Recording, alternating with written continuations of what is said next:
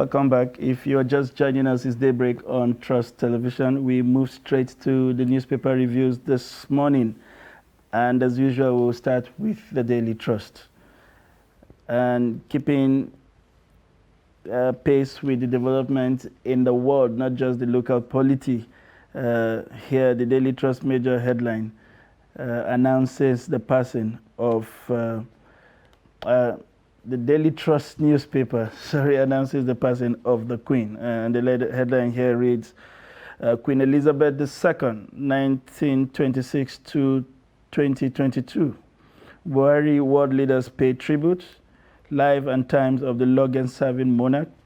Her ties with Nigeria and how King Charles III will be unveiled. You will get the details of this when you get the Daily Trust paper and look at page 4 and 5. You find the pictures there also of the Queen adored in her royal crown there on the front page. And right below the name marks, we have insecurity after clearing operation, FCT schools ready for resumption. You'll find the details of that on page 6. PDP Crisis, NEC passes vote of confidence on IU. And that is on page 32. DSS recovers military uniform, huge cash from Mamu's house. This is an update, of course, on yesterday's major headline on the front page of the Daily Trust. And we have some reminders there we'll run through quickly. Still in captivity, 11 schoolgirls of the FGC Brini Yawuri, and it's been over 449 days. And we have one student of the Bethel Baptist High School, Kujama, who has also spent 422 days in captivity. These are the major headlines on the front page of Daily Trust. Okay, let's take a look at some more stories on the Nation newspaper this morning. The death of the Queen seemed to be on our major dailies this morning, and then you see a picture there of her, and then Charles is King of England, world leaders mourn Queen Elizabeth II. And then you see a political story there about PDP crisis, IU not Jibril should resign, says Wike. And then there's some other ones just on the left. PDP NEC passes vote of confidence in chairman. I resigned in party's interest, says board chair. Wabara replaces Jibril. And then right at the top, you see the story about DSS, military items, cash, financial instruments found in Mamu's home and office. 2023, no option to victory, Adamu tells APC members. And then on page 6 and on page 8 on the Nation newspaper, you see the story about over 30 aspirants undergo screening for Alafi. UBA grows profit to 85.76 billion in 6 months. These are the major stories on the Nation newspaper this morning. And moving on to the Punch newspaper, still keeping with what we saw with the other papers. Queen Elizabeth dead at 96. World leaders pay tribute. Britain mourns as Charles becomes king. You'll find those stories on page 2 and 22. UK Prime Minister Buhari, Biden, Obama, Macron, others hail British longest reigning monarch. And also right there on the front page, Nigeria's monkeypox death toll highest in Africa. And this is according to the World Health Organization. You'll find that on page 15. UBA grows half-year profits to 85.7 billion. You'll find that on page 23. Lagos woman set ablaze for kidnapping baby. Dies. Police hoodlum demolish 50 Lagos buildings as victim protest. You'll find that on page 4 and 5. Troops rescue 3 Chibok girls, arrest terrorist and informant. Beside the nameplate, we have military will tackle security challenges, warrior assures Nigeria. You'll find that on page 14. And we have a belt right there at the top. Railway pipelines, GDP tumbles by 51% over insecurity and vandalism. You find the details of that on page 20. Pengassin threatened 30-day shutdown. Nigeria risks 1.8 trillion naira loss. Sack non-performing service chiefs. Union tells Buhari. And the final one there on the front page of the Punch, PDP pacifies South with BOT chair. Ayu stays. These are the major headlines on the front page of the Punch newspaper. On the Blueprint newspaper, the lead story says, aftermath of PDP NEC meeting.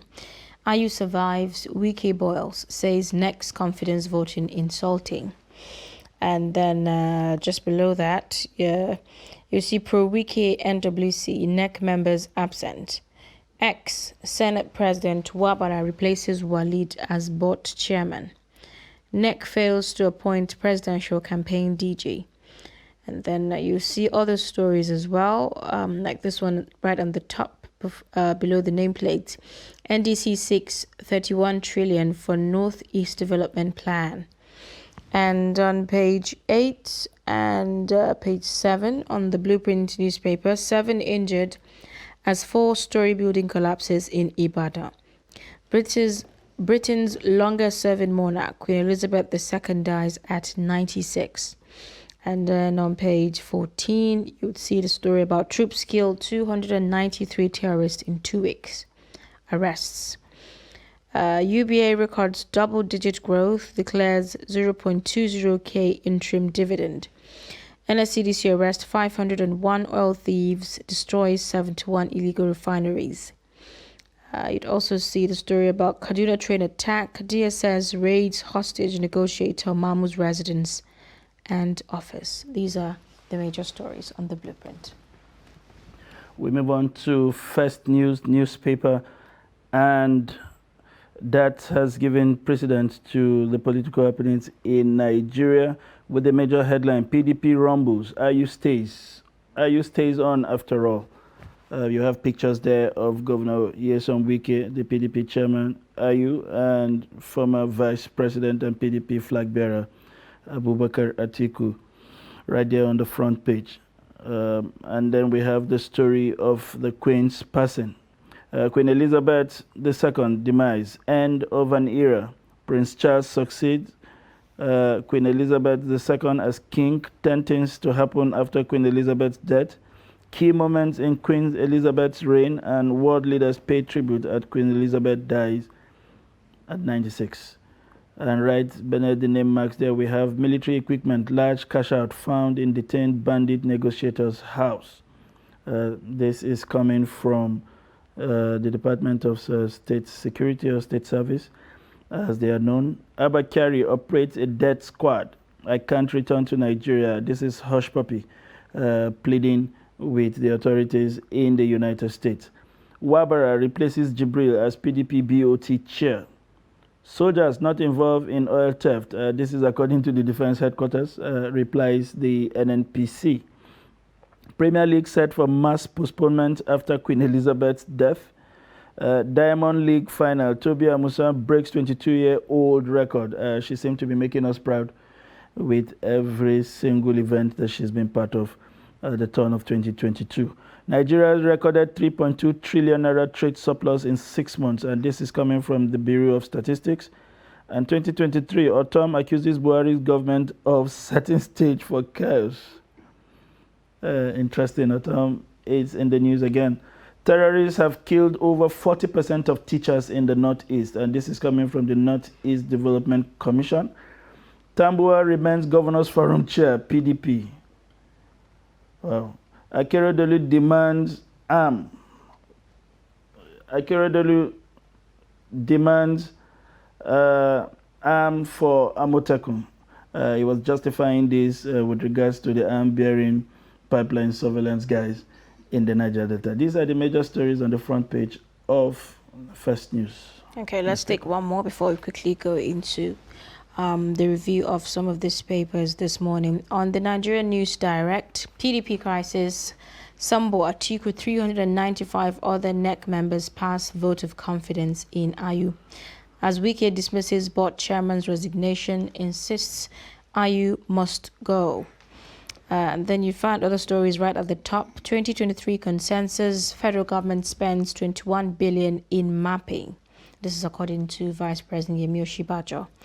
NIPR fellowship to Moka, Ibieta, meritorious. This is according to Dambata.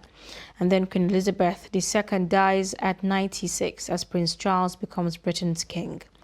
UBA records strong double-digit growth in top bottom lines. And then you see the story about court extends order stopping Buhari MBC from shutting down 53 broadcast stations. These are some of the major stories on the Nigerian News Direct. We will now take a short break. When we return, our analyst in the house would be ready to serve you the details of the front page this morning. Please stay with us.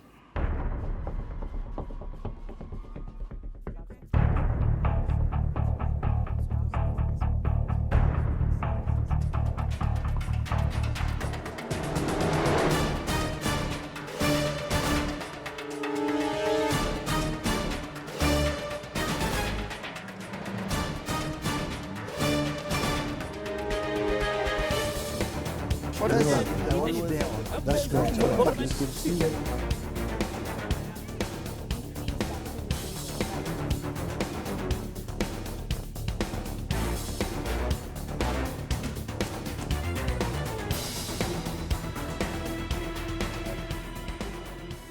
But in a situation where you find that a person look at the same, not necessarily tribal or regional. but I have said that.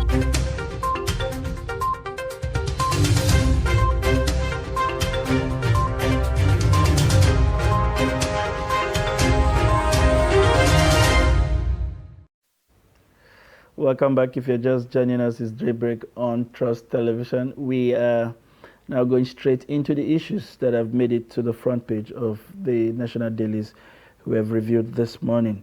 And we have joining us in the studio as usual every Friday, a friend and a brother, a regular in the house, the editor of 21st Century Chronicle, Mara Nuruddin Abdullah. It's a pleasure to have you join us this morning. Pleasure, Mr. Sunday. Good morning. Good morning. I was hoping you were going to turn up on a Welcome black. back. Thank you. I was hoping we were going to turn up on a black attire in commemoration of the passing of the Queen.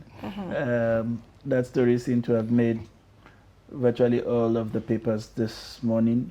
They have been focused on several things. Some have stayed with her, others seem to be looking at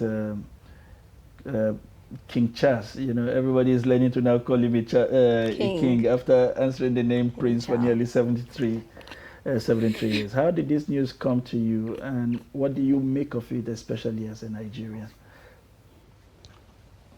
You know, it is not unexpected, particularly because of her age, 96. Yes. And secondly, it is on the other hand, it is equally surprising because just 2 days earlier, she appointed Liz Truss as the UK Prime Minister. That's the 15th Prime Minister of the UK she appointed. And the other side is, you know, she's been the longest reigning British monarch. And she's been succeeded by the longest British crown prince. In waiting. That, you know, you remember during all those scandals, we thought that maybe the Queen will outlive the prince. Maybe we'll just go to William, her grandson, directly. But you know, as things are. But importantly, the Queen represents so many things to so many people. She has so many perspectives because of her long reign. You know, people of 80, not even our generation, people who are 80 and above, you know, only know the Queen. Have been there as far back as 1952.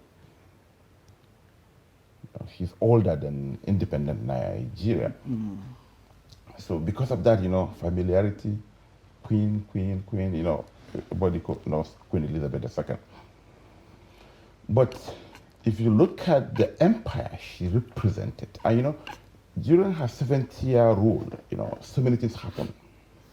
She came after the end of the Second World War, when the Cold War was peaking,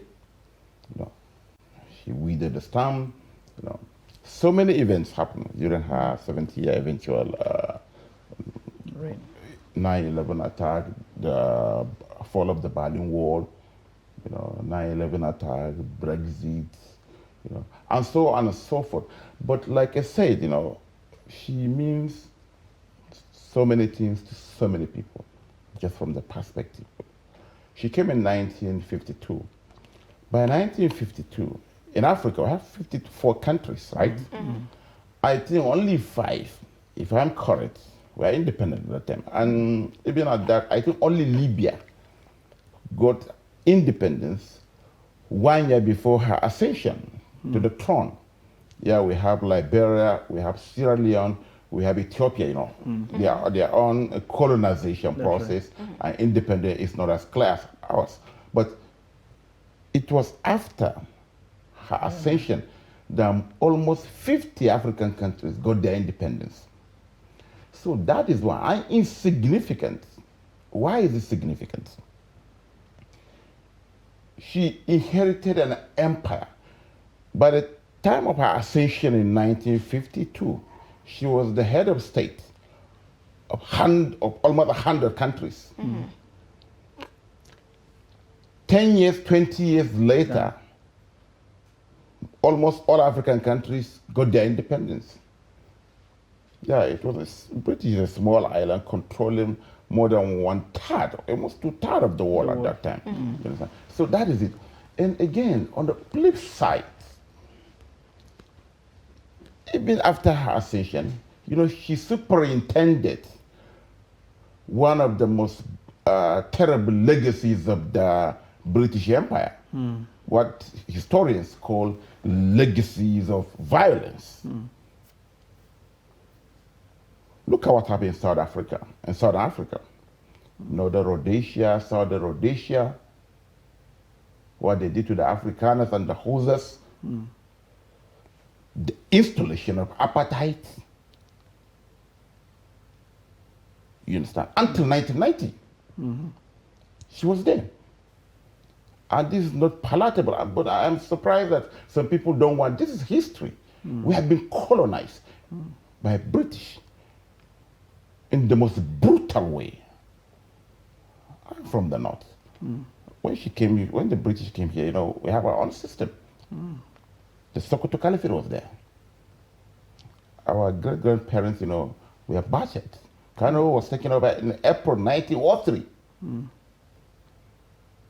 It's history that we must remember. We know what they did to the Sultan of Sokoto. And what have you. Go down south. I saw some people, mixed feelings about what Professor Uja said. What she said is a fact.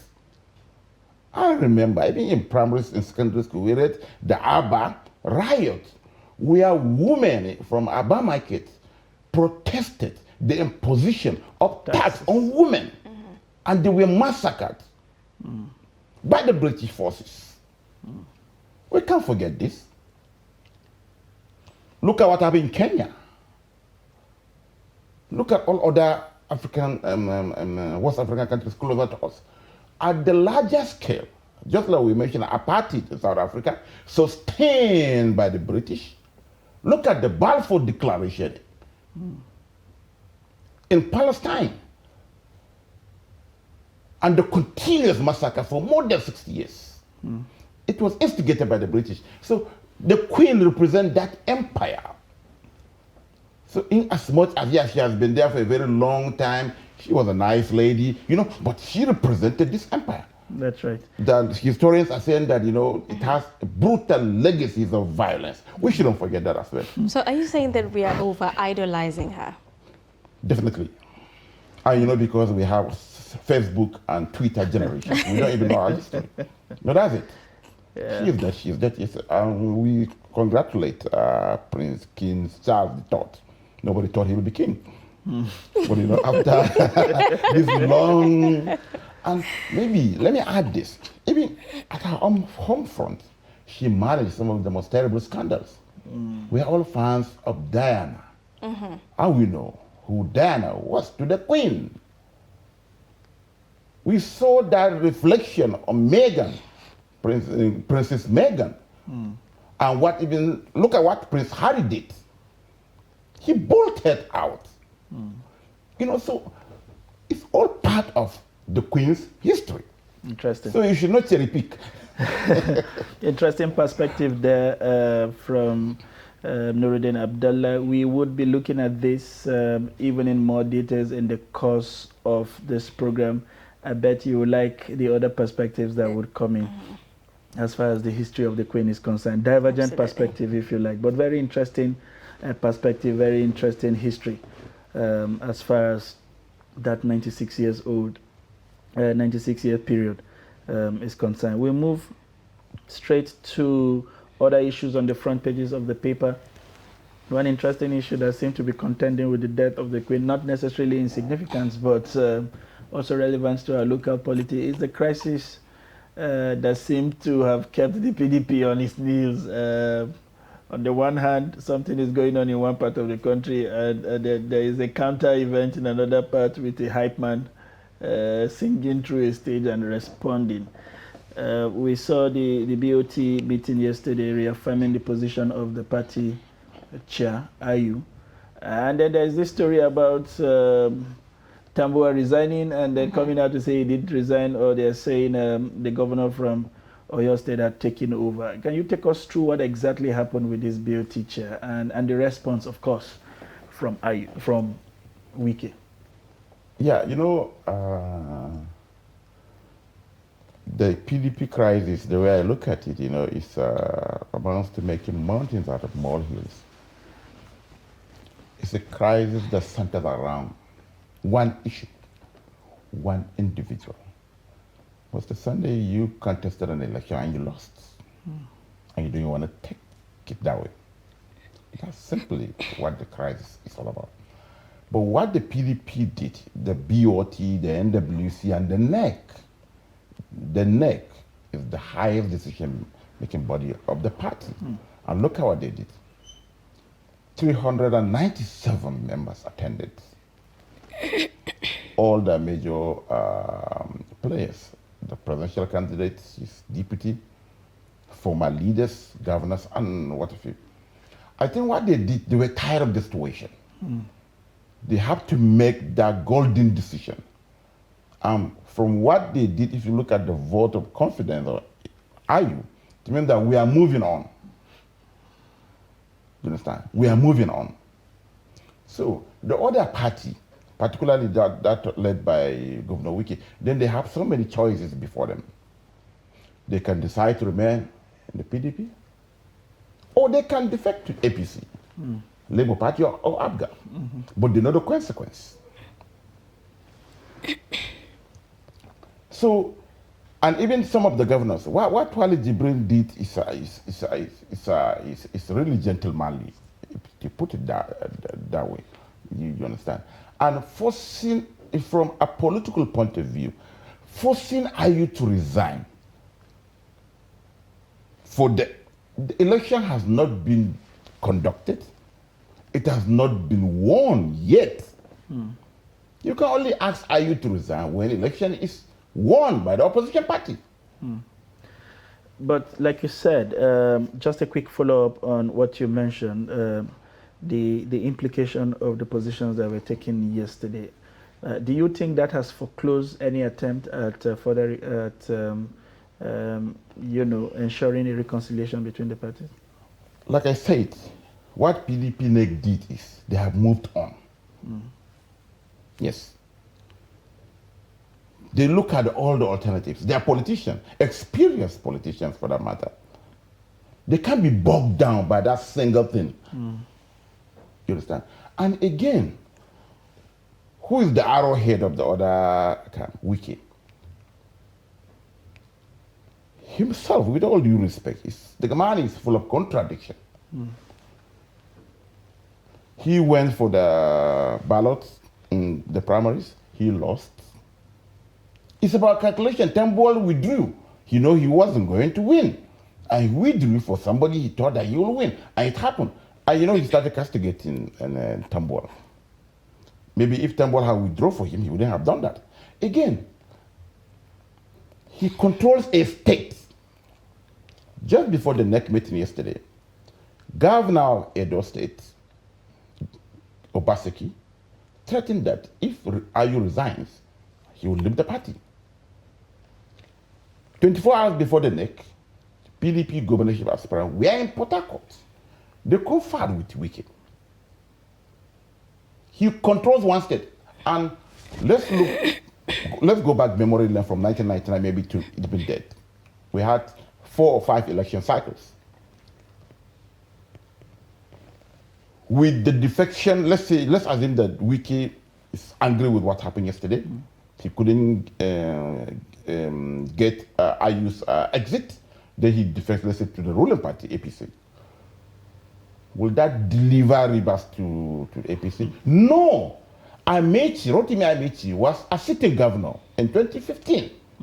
In fact, not only that he defected to the APC, he was made the director general of the campaign twice, 2015 and 2019. Did he deliver Rivers to APC? No.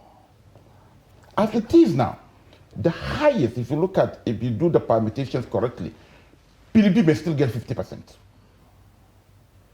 Or are you talking about Autumn? Autumn is running away from his state. He has now become an executive aide to another governor. Or is it a Piazzi? Interesting. It's very interesting. Perspective. So I think the PDP realized, they look at their options, we can't be bogged down by this. That's why they moved on yesterday. And look at the mass, 397 members, they all voted in favor of the you understand? So that's what they decided. Maybe the governor general of the Benue Valley, and maybe you don't know, they are still in Port Harcourt. Interesting. Maybe we have a liaison office there. I don't know what you're talking about. Very interesting. Now let's take a look at another dimension. And the story that seemed to be making headway is Mamu's issue. Now DSS is saying that they recovered military uniforms and huge cash in his home. Did you foresee this, or is there something that we don't know about? Yes. And yes, for the first time, maybe the DSS is forthcoming with the information. After his arrest after he was rearrested in Kano, there was a statement, and after the raid in his Kaduna residence and office, there was quite one. But my problem is this. I don't want the issue to be immediate trial, and that's the dimension it is taken. Military uniforms. I stand to be corrected. Mamu has a son who is a military officer. Yes, I know that boy when he was in NDA. I stand to be corrected. Maybe the DSS didn't do their check well. And is it a crime to keep huge cash at home? Or is it a crime to have laptops at home? I don't want them to join the fray, It should be, if I were them, it should be investigation-led arrest, not the other way around. You will arrest a suspect, keep him in detention, and start investigating the charges against him, you understand? And why do we have Mamu in the first place? It's a failure of the security architecture. The National Assembly is mulling a law that if your loved one is kidnapped and you pay ransom, in one of the cases, a family members of a former military administrator were kidnapped. They paid 200 million. A senator paid half of that money. Others contributed. The same senator, maybe he even voted yes. So if, for instance, now the security agencies were proactive, the issue of Mamu wouldn't have arisen. We all know the situation. This is the 6th month. The attack was done 28 March, beg your pardon. They have to rely on Mamu to get across to these terrorists, to get their loved ones, because people have been blackmailed. You see all manner of videos. You see people who are sick, age 1-year-old kid being flogged mercilessly. All these are terrorist tendencies. If, for instance, the government has been proactive, they have stepped in quickly, we wouldn't have even had Mamu in the first place. Interesting. And again, maybe finally again, so the issue of Mamu, you know, and you know, he was engaged based on the interview he granted to Daily Trust. You know, he was engaged with the military, security agencies. He started those negotiations with the North from the military authorities, security authorities. And what he was saying is, like we all know, there are some bad eggs in the security architecture. So the 2 billion ransom, he couldn't eat that thing alone. If, for instance, that thing is even decided. So I think maybe we should learn. And you know, it is, if they have charges against him, like the DSS man said it, they see him in court, not on the pages of the newspapers. Absolutely. Absolutely. And I would like your final thought, perhaps in 30 seconds, on this story on First Nation newspaper.